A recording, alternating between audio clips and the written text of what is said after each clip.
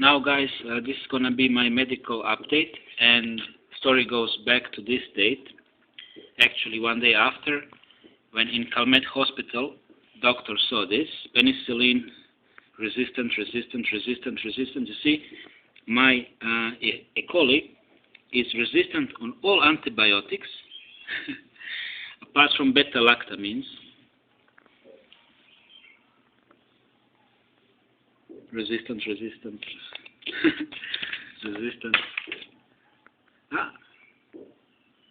It's pretty much resistant to all. And they offered me, I told that deal $2,000 to get rid of with the beta-lactamine. The reason I said no was, of course, intuitive. I was about to go to hospital when my mother sent me a couple of $1,000, but I didn't.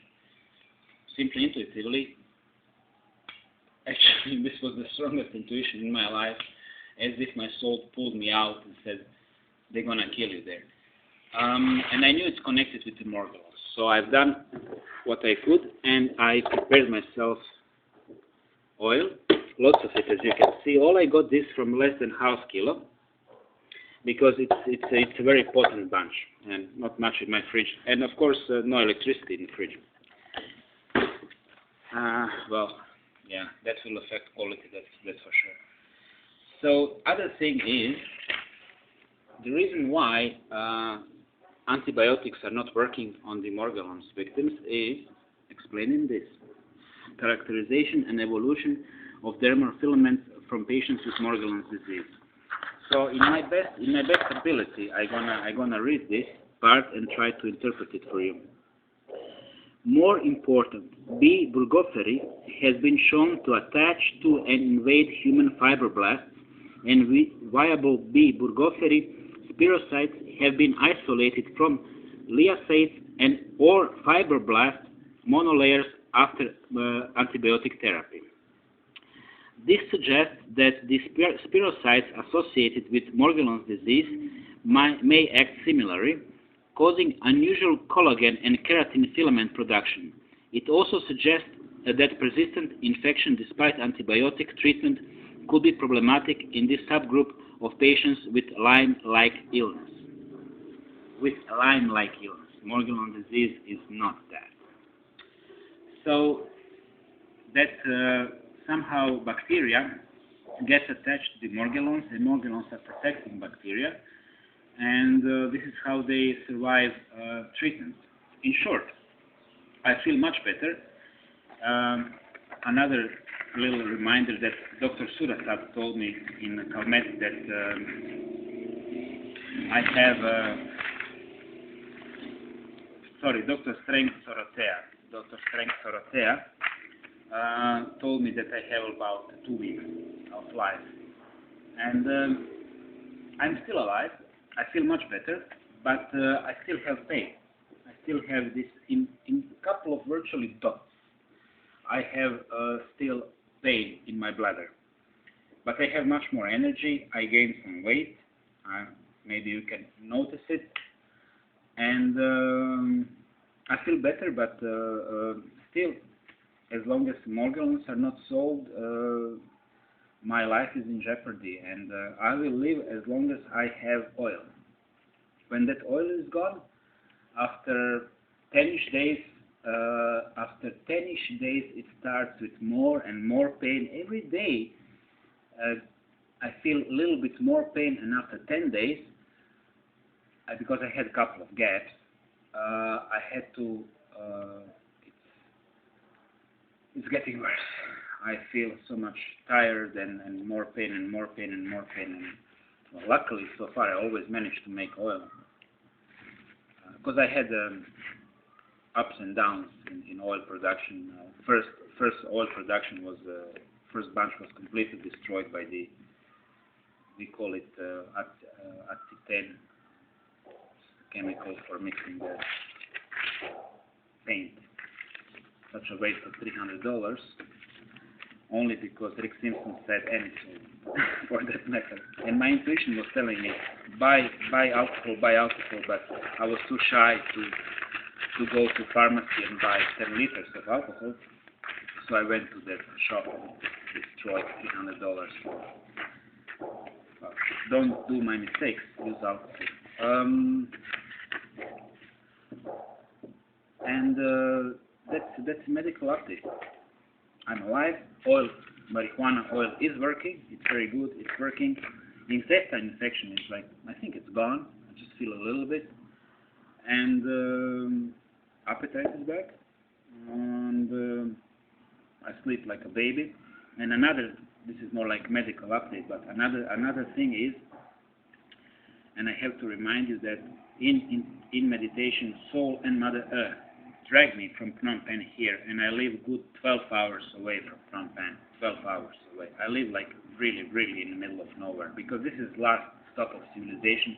After this is National Park, and after that, Democratic People's Republic of Laos. And on the right-hand side, I guess also Democratic People's Republic of Vietnam, both still communist, but very capitalist in nature, like exploitation.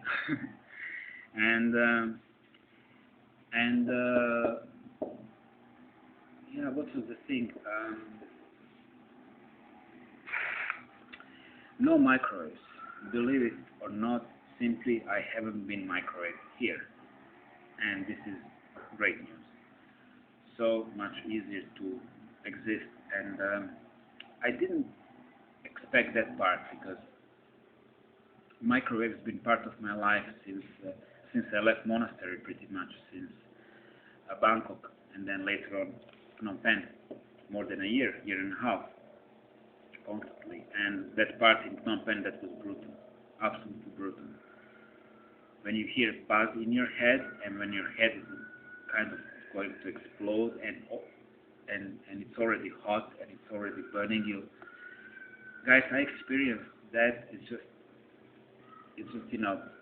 going straight for a kill. And in that moment, you can just go away from your apartment, whether it is 10 p.m., midnight, or 2 a.m. And I lived in Wat Phnom, in Phnom Penh, and these microwaves, they really drag me out, and so I had to find my space on the street among the,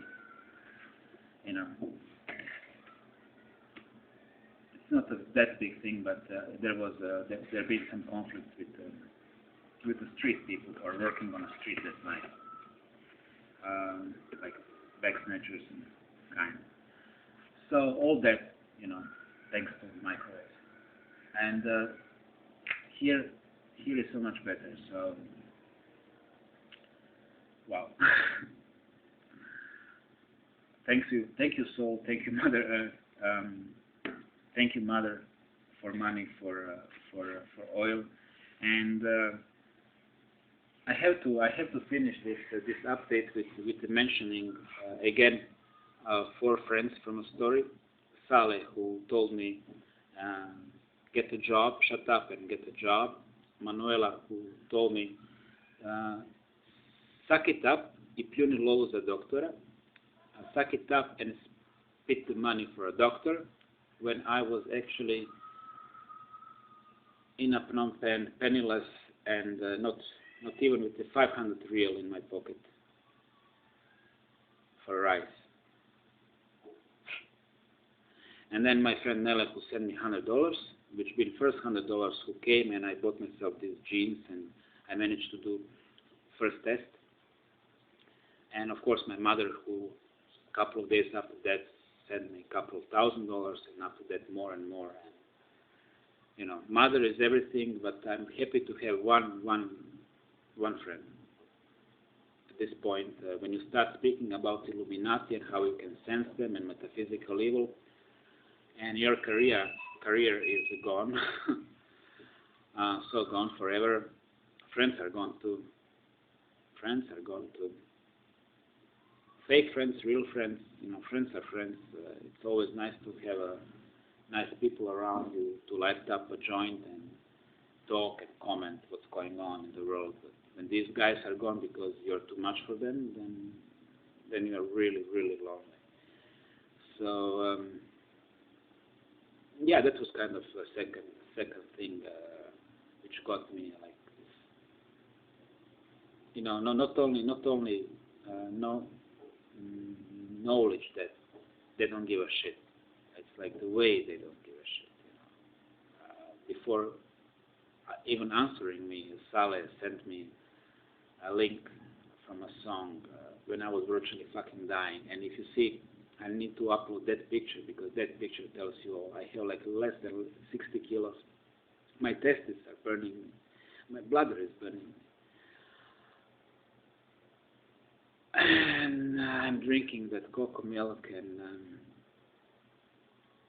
and still thinking about the email from Saleh, linked Lansirani Odjeb from TBF, which means the fuck off being launched like a rocket.